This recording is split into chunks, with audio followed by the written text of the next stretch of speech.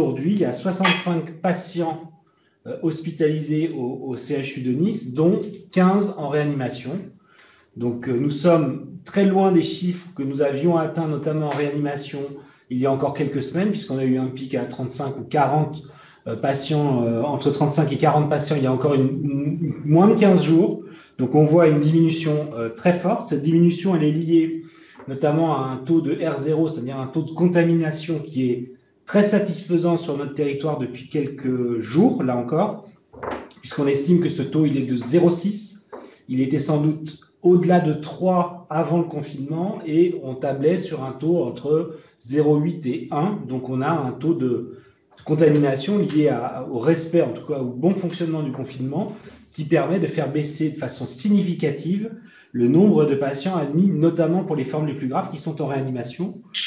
Sur les 50 patients, je dirais que le constat est un peu moins favorable, puisque nous avons 50 patients hospitalisés au CHU en dehors des réanimations, et ce chiffre, il baisse, mais il baisse moins vite que les patients pour lesquels les formes sont les plus graves,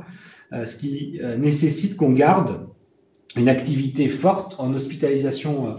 complète Covid ou unité dédiée Covid, malgré le bon fonctionnement du confinement. Sur l'ensemble du territoire, ça représente aujourd'hui, et si on y inclut Monaco, 168 patients hospitalisés, dont 28 en réa, en dehors des patients, en comptant les patients du CHU. Donc vous voyez là encore une forte baisse, ce qui nous permet de dire que nous n'avons jamais atteint les limites du système hospitalier que nous avions mis en place à partir du 14 mars et que nous avons été amenés à désarmer ou à défaire une partie de nos unités puisqu'elles n'étaient plus nécessaires compte tenu de l'activité que nous avions. Et c'est le sens de